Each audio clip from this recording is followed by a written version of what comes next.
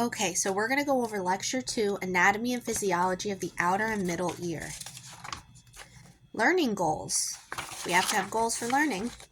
Understand the anatomy and structures of the outer and middle ear, the study of structures of the body and the relationship of those structures to one another. Understand the physiology and functions of the outer and middle ear, the study of functions of bodily structures and systems. So the ear. The outer ear, middle ear, and inner ear all work together to convert sound waves and air, bioelectrical energy transmitted to and interpreted by the brain. Sound waves are propagating in air from the outer ear, so the outer ear has sound wave propagation, goes to mechanical motion, the middle ear, where it hits the tympanic membrane and ossicular chain, and then mechanical motion goes to fluid waves in the inner ear, where the auditory receptor cells convert mechanical motion into electrochemical energy. So the inner ear is responsible for converting mechanical motion to electrochemical energy. The main functions of the outer ear and middle ear are to receive acoustic energy, convert acoustic energy into mechanical energy, and deliver mechanical energy to the inner ear. The outer ear transmits sounds from the environment to the rest of the hearing system, which includes sound localization and protects from bacteria.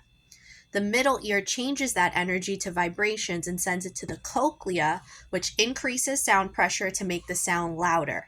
So when sound pressure goes up, positive, maximum positive peak compression, the air sound gets louder.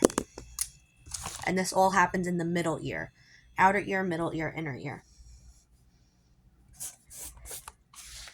The inner ear changes from vibratory energy to electrical energy. The auditory nerve takes the signal from the cochlea, the hair cells, to the brain and the central nervous system. The auditory cortex, central auditory nervous system, processes the auditory information. Again, so the outer ear transmits sounds from the environment to the rest of the hearing system involved with sound localization and bacteria protection. The middle ear changes energy to vibrations and sends it to the cochlea, which increases sound pressure to make the sound louder. The inner ear changes from vibratory energy to electrical energy. The auditory nerve takes that signal from the cochlea and hair cells to the brain, central nervous system. The auditory cortex, central auditory nervous system, the cans, processes the auditory information. Now you have basic anatomy. So anterior is your front, your belly. Posterior is the back. Superior is high. Inferior is low. Anterior, posterior, superior, inferior. Front, back, up, down. So the outer ear. The outer ear includes the helix. This is the helix. The scapha.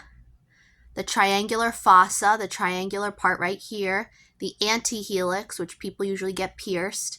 The concha, which is the bowl-shaped depression in the outer ear.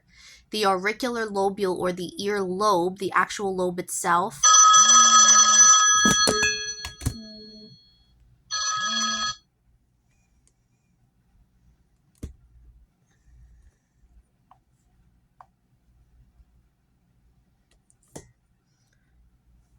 So you have the helix, the scapha, triangular fossa, antihelix, concha, and auricular lobule.